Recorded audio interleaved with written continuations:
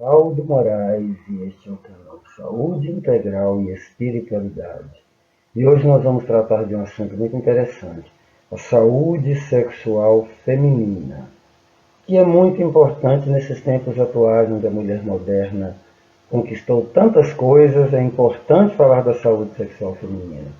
Nós não vamos abordar esse tema nos aspectos anatomofisiológicos, porque isso já é feito quando vocês vão ao seu médico, quando vocês fazem os seus exames de prevenção. Aqui nós vamos fazer uma abordagem mais no sentido de como a mulher chegou, se desenvolveu a partir das questões anatômicas, fisiológicas, emocionais, ao longo da história. E para isso a gente precisa analisar esse primeiro slide.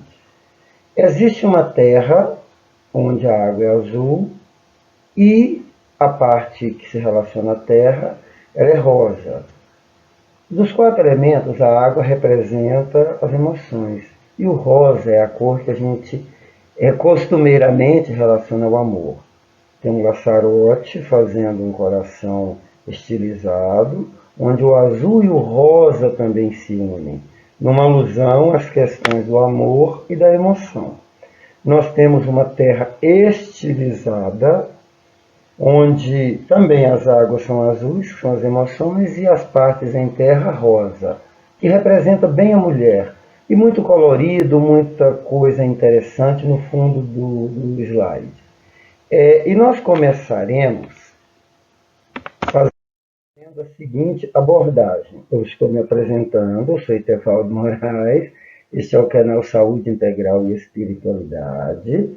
Né? Como vocês já viram, gosto muito de chapéu. E nós vamos começar. Aqui eu sou Etevaldo José de Moraes, profissional de educação física, especialista em educação e motricidade. Eu sou psicomotricista, estudo desenvolvimento infantil durante a primeira, segunda e terceira infâncias. Trabalho com reabilitação psicomotora, e sou terapeuta holístico e sou coaching. E eu vou começar citando uma frase que eu acho fantástica de um pensamento de Einstein. Ele disse brilhantemente um dia: insanidade é continuar fazendo sempre a mesma coisa e esperar resultados diferentes. Eu concordo plenamente com isso. E a gente acaba reproduzindo aquilo que sempre foi reproduzido nos aspectos femininos, nos aspectos sociais, e ficamos querendo resultados diferentes. Bom, eu aqui agora vou falar da saúde sexual dentro de uma perspectiva da Enciclopédia Livre. Lá você vai encontrar saúde sexual e reprodutiva, é um campo de pesquisa, saúde e ativismo social, que explora a saúde do sistema reprodutivo de um indivíduo, o bem-estar sexual durante todas as fases da sua vida. Nesta classificação, digamos assim, ainda está muito impregnada a questão da reprodução, da saúde do sistema reprodutivo. Ainda é uma visão muito voltada para as questões anatomofisiológicas. E a saúde ela está para muito mais que isso. O ser humano é um ser biopsicossocial e, como diz a minha amiga psicóloga Andriele, também espiritual. Então não dá para analisar a saúde sexual de um ser humano apenas pelo aspecto de se está tudo bem com os órgãos reprodutores ou reprodutivos e com as questões que envolvem a fertilidade. Então a gente passa já para um contexto um pouco mais amplo, que é a saúde sexual na visão da Organização Mundial de Saúde, que é a instituição mundial que determina aquilo que tem que ser feito em termos de saúde nos mais diversos aspectos. Aí aqui nós encontramos saúde sexual é o estado de bem-estar físico, emocional, mental e social relacionado à sexualidade. Não se refere a uma mera ausência de doença, disfunções ou enfermidade. Aí já é um termo mais abrangente, já está pensando no ser humano de uma forma mais global, de uma forma mais holística. E é esse a pegada que nós vamos dar para esta nossa conversa. Estar saudável sexualmente é estar integralmente em estado de equilíbrio, como visto anteriormente. O grande desafio é encontrar esse estado integral de equilíbrio. Porque para a gente estar equilibrado, são várias áreas da nossa vida que precisam estar em equilíbrio. É claro que ninguém é perfeito e nem a vida e as situações são perfeitas. Mas quanto mais áreas em desequilíbrio, mais difícil vai estar para essa representação da balança embaixo, que essa balança esteja com os dois pratos equivalentes, porque são muitas variáveis. Se mais variáveis positivas estiverem se manifestando, um prato vai pesar mais que o outro. Se mais variáveis negativas estiverem se manifestando, o outro prato vai pesar mais. Mas, na realidade, essas variáveis precisam estar em equilíbrio, não é? Para que nós possamos desenvolver e manifestar uma saúde sexual, uma sexualidade de uma forma mais tranquila. E eu digo que hoje nós não vamos conseguir passar da primeira parte dessa palestra, porque aqui eu vou fazer toda essa fundamentação, começando lá na pré-história, para depois, na próxima palestra, a gente trazer os aspectos emocionais e realmente aquilo que agrava e como é que isso pode ser minimizado. O próximo slide nós vamos encontrar aqui a saúde sexual feminina em uma visão antropológica. O que é a antropologia? É estudar o aspecto evolutivo das coisas, das questões, a partir de como tudo começou e como foi se evoluindo e por que chegou até onde se chegou agora. E no aspecto sexual não é diferente. Se nós observarmos essa primeira imagem, nós vamos ver que é uma caverna, nós vamos ver um homem aqui que propositalmente foi colocado de costas, alheio ao que está acontecendo no interior da caverna, preocupado com outras coisas e provavelmente deve ter mais um do sexo masculino. As mulheres adultas, aquelas que estão quase se tornando adultas, essa é adulta, essa é adulta, essa aqui provavelmente seja uma púbere. Nós temos várias crianças e as mulheres estão preocupadas em cuidar daquilo que tem que ser feito dentro da caverna e cuidar das crias. Será que mudou? Olha essa segunda imagem.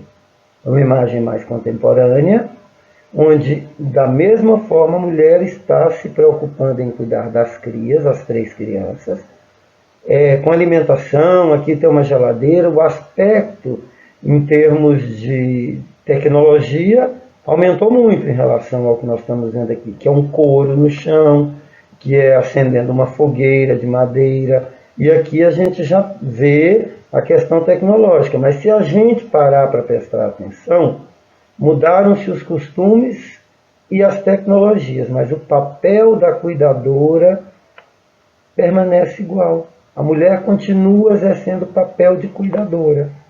E evoluindo um pouquinho mais na história, nós vamos falar dos primórdios da humanidade. O papel da mulher na Mesopotâmia.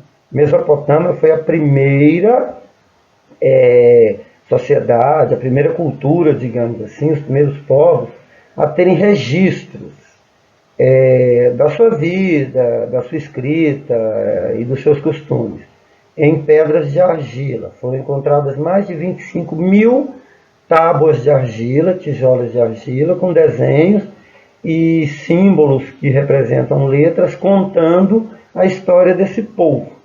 A grande maioria das mulheres na Mesopotâmia não tinha muita escolha.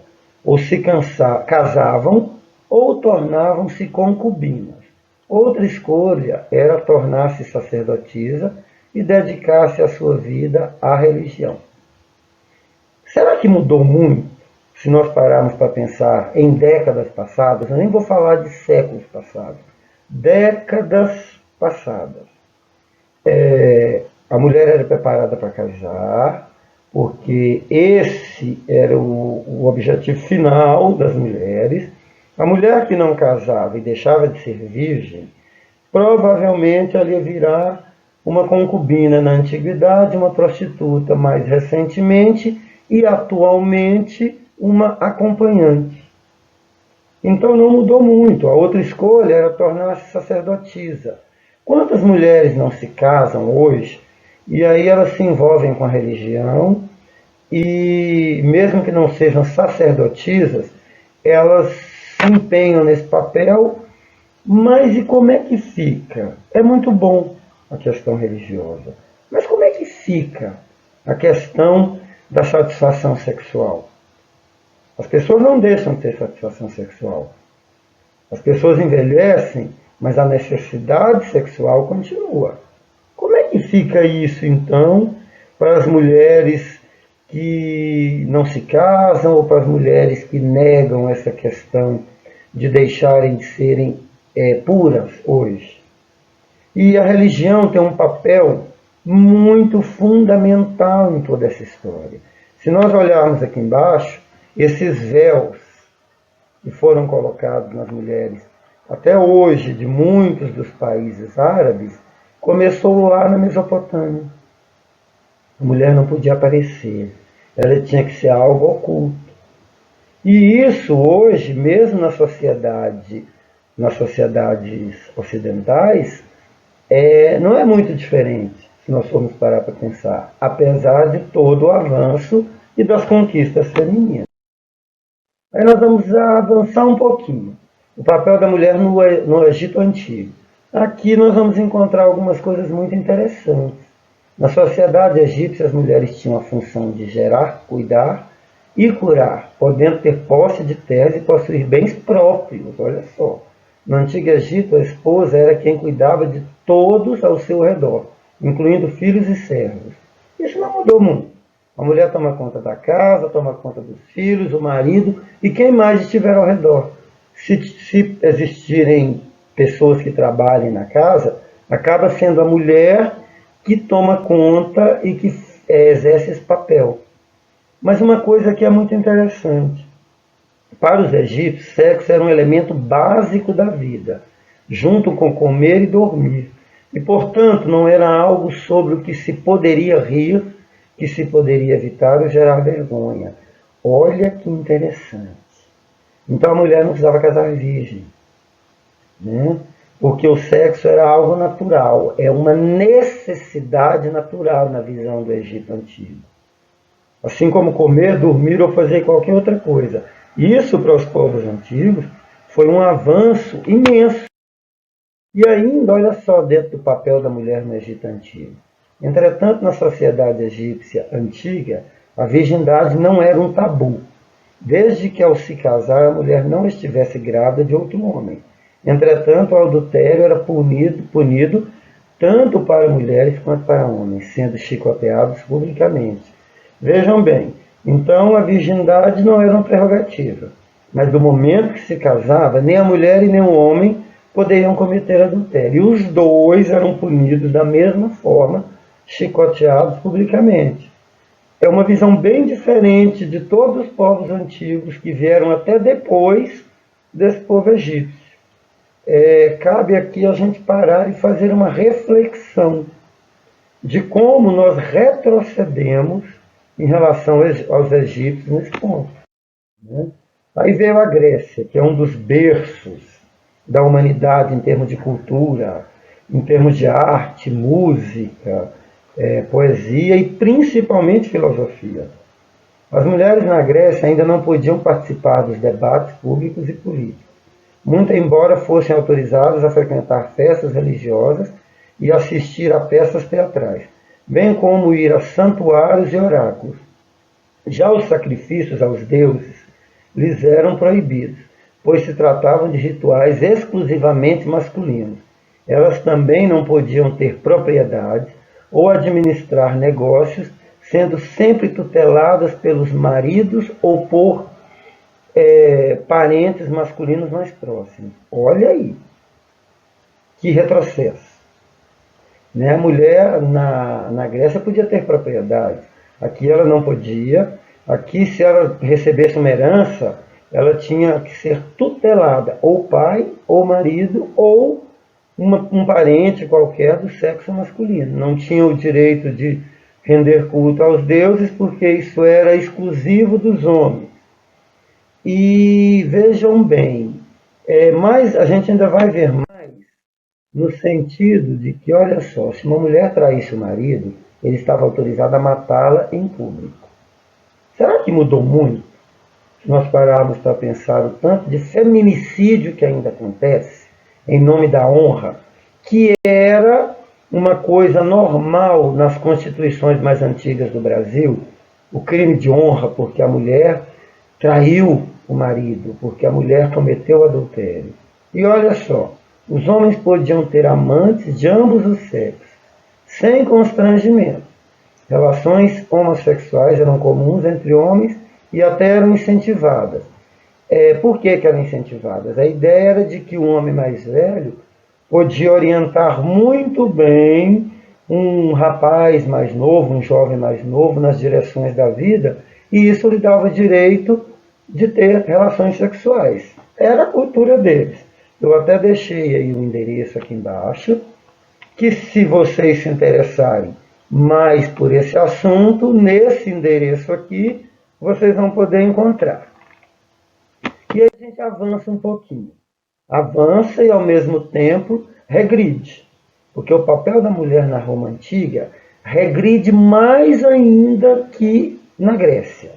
O puritanismo, ou preservação da virtude sexual, era um conceito central da ética sexual dos antigos romanos.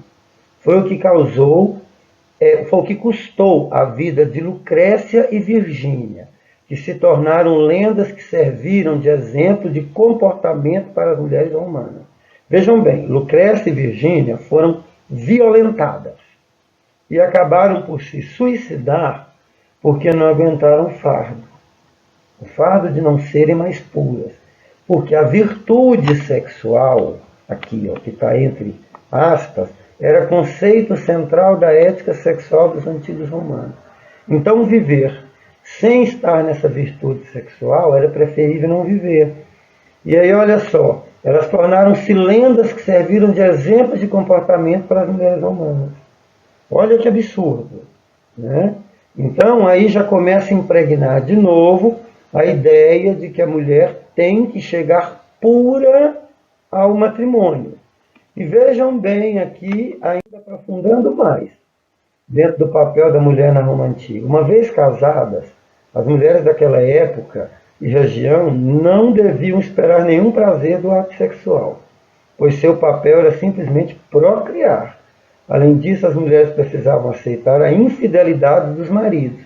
No caso dos homens, trair era uma prova de virilidade e destreza sexual.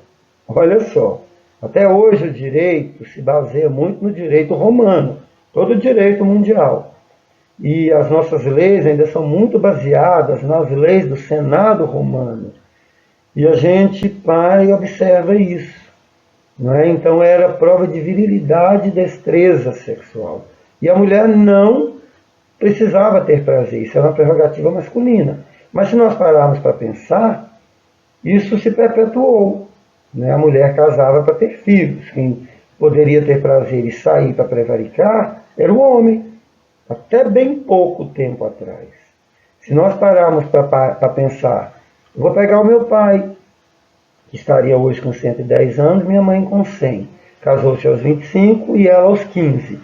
Era normal, todas as noites, ele ir para o prostíbulo. Porque aos homens era normal isso, e as mulheres ficavam esperando eles em casa. E em relação a Roma, é interessante o seguinte: para muitos, ter uma vida sexual plena e feliz, se não configura pecado, é no mínimo imoral. Olha só, você ter uma vida sexual plena e feliz era imoral. E não foi só, aliás, aqui nós estamos falando da Idade Média, mas eu vou voltar aqui para fazer um adendo, não volta, na questão da Roma Antiga. Era perfeitamente natural um homem ter sexo com outro homem, desde que fosse de uma classe mais baixa. Se um homem de uma classe mais baixa fizesse sexo com qualquer mulher, ou com um homem de uma classe mais baixa, um serviçal ou um empregado, desde que ele fosse ativo, ele fosse o que penetra, isso não configurava problema nenhum. Porque ele era um ser superior, e sendo um ser superior, podia fazer sexo com quem quisesse. Vocês acham que a vida sexual de uma mulher, então, na idade da época da Roma Antiga, era algo feliz? E que isso não vem se perpetuando desde os primórdios? Porque a gente sabe hoje que a ciência tem ciência de que não são só as características de cor, altura, se vai ter doença tal, predisposição a isso ou aquilo, cor dos olhos, que a genética trabalha. Ela também passa essas questões de comportamento, traumas, medos, e isso vem sendo passado e perpetuado século após século, e reflete em vocês hoje. E aí nós tivemos um retrocesso maior ainda na Idade Média, onde para muitos ter uma vida sexual plena e feliz, se não configura pecado, é no mínimo imoral. Ser feliz sexualmente era imoral. E não foi só na Idade Média que reprimiu fortemente o sexo e estabeleceu as raízes do preconceito, que sobrevivem até hoje. A partir do final do século XV, que foi de século XV, começou em 1401 e foi até 1500. O tema virou assunto médico, quando sífilis, com alastramento, da sífilis considerada castigo divino. Deus estava mandando uma doença que hoje tem tratamento e na época era uma doença mortal, ou no mínimo que deixava sequelas muito sérias, porque o sexo era uma coisa suja, era pecado, era imoral. E aí as religiões colocaram o quê? A ideia da mulher que tinha que chegar pura porque supostamente a mãe de Jesus era virgem, foi virgem antes, durante e depois da concepção de Jesus. Nós não vamos entrar nesse aspecto religioso, mas isso influenciou muito até a nossa Constituição antes de 1988. Vocês sabiam que até antes da promulgação da Constituição de 1988, se um homem no Brasil casasse-se com uma mulher e ela não fosse virgem, e até 15 dias depois ele levantasse esse fato, ele poderia anular o casamento. Olha que absurdo. Porque a mulher não chegou pura ao casamento. 1988 é muito próximo de onde nós estamos. Não é? Então o homem tinha o direito de anular um casamento porque a mulher não era virgem. Então como é que a mulher poderia ter uma saúde sexual não física, mas em aspecto integral? E aí nós vamos falar do papel da mulher no Renascimento. O Renascimento trouxe de volta aquela ideia grega das artes, da música, da filosofia, da poesia, da escrita, né, da literatura, mas ao mesmo tempo trouxe todos aqueles ideais de novo. Aquela mulher que tinha que ter um padrão X, aquele homem que tinha que ter um padrão X, a cor dos olhos, a altura, tudo isso foi ali no Renascimento que acabou recomeçando. Olha só como era.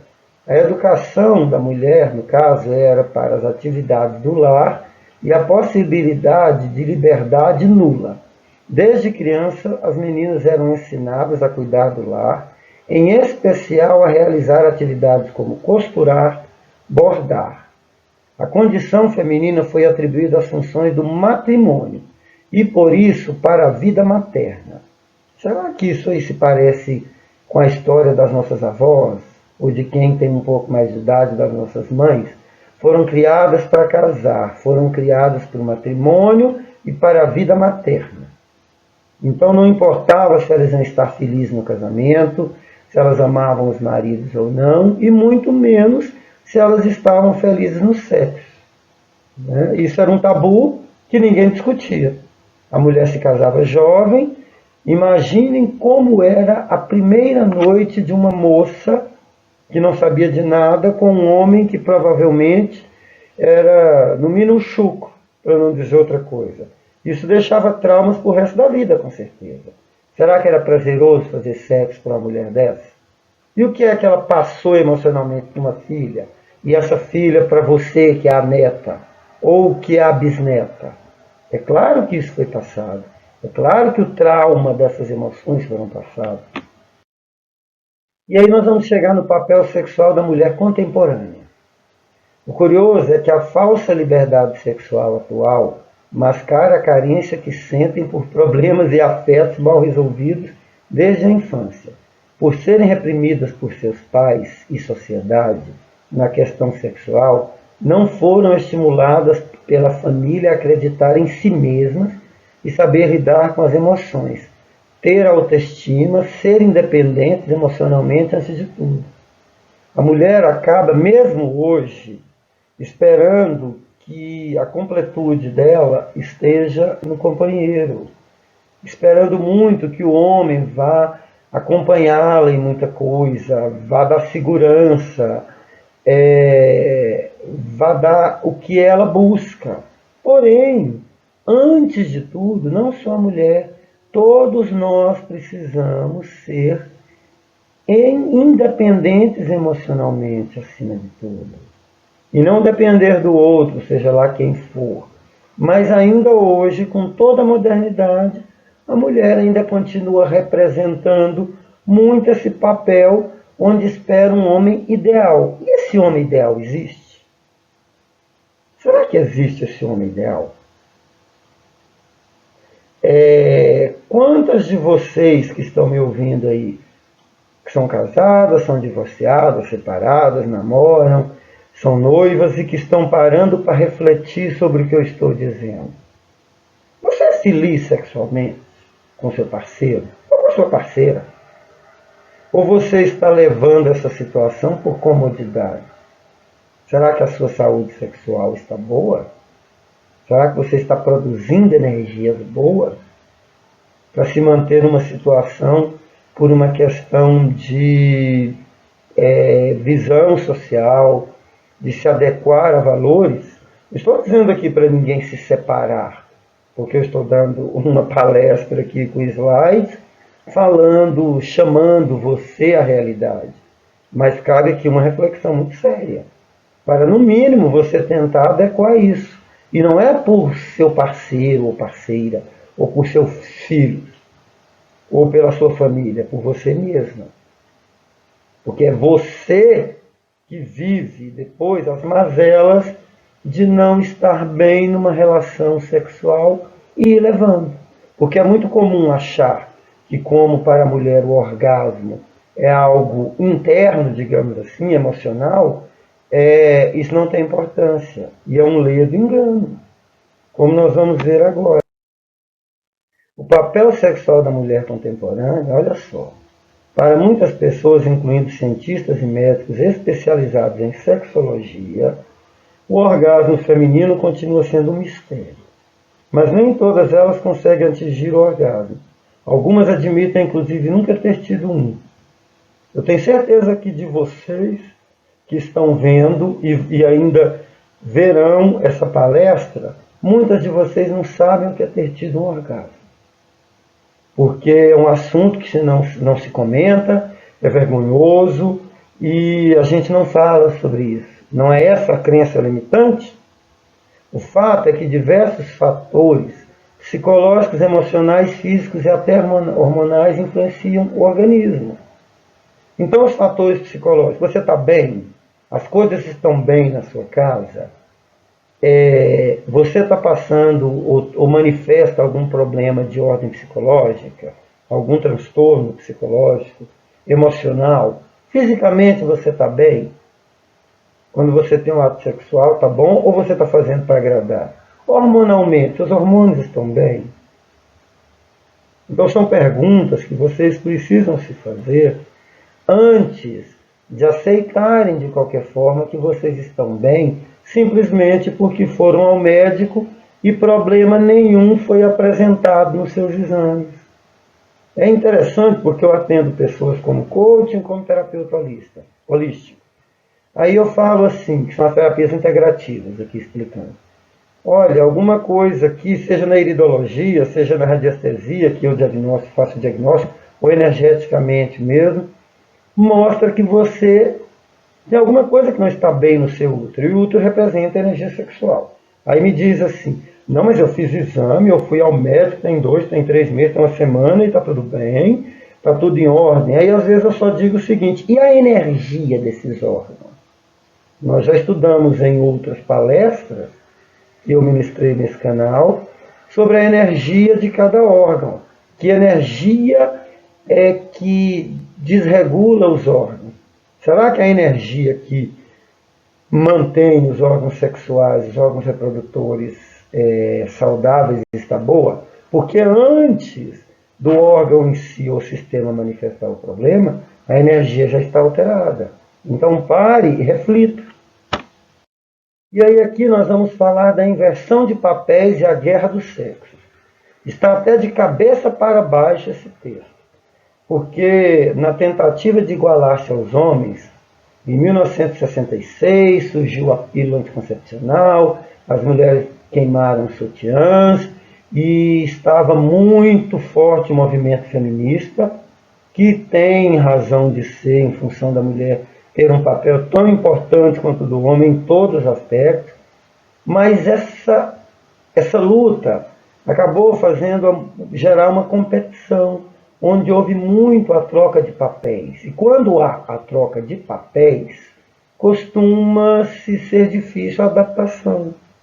Né? A mulher se tornou mais masculina para poder igualar-se ao homem. Mas mais masculina não é só na questão de vestir, passar a vestir calça comprida, passar a exercer cargos de chefia. Não, é a postura mesmo. E não é que tenham-se papéis pré-definidos. Mas se nós olharmos na natureza, e nós não somos diferentes de qualquer outro animal, existe sim uma questão do homem ter papéis de proteção e de prover, que ele precisa acordar para isso. E as mulheres, sim, de gerenciar, de proteger, de cuidar. Não que isso não tenha que ser dividido, porque nós somos racionais. Nós não somos animais irracionais. Mas se nós olharmos aquela primeira figura daquele slide, lá do início, né, da Idade da Pedra, nós vamos ver que ainda continuam os mesmos conceitos. Só que agora a mulher, nessa loucura, quando eu digo loucura, não é desmerecendo não, por favor, nessa corrida para se igualar ao homem, acaba que ela está ficando meio perdida no meio do caminho. Né? E aí é onde, olha só, de cabeça para baixo, aqui de ponta cabeça, que está escrito. Toda uma perspectiva de luta pela igualdade foi determinante e necessária para a mulher conquistar a posição que lhe é devida. Entretanto, em muitos casos, isto levou à ruptura de muitos padrões que caracterizam a conquista e o romance. A mulher acaba por querer ainda o príncipe encantado, o homem que a proteja e lhe dê suporte, mas ao mesmo tempo quer se igualar a ele. E são duas coisas que não tem como andar juntas. A importância é a mesma. Um homem não é mais importante que uma mulher, nem uma mulher é mais importante que um homem. Porém, o que é que acaba acontecendo? Com essa tentativa de igualar os papéis, não sou eu que estou dizendo.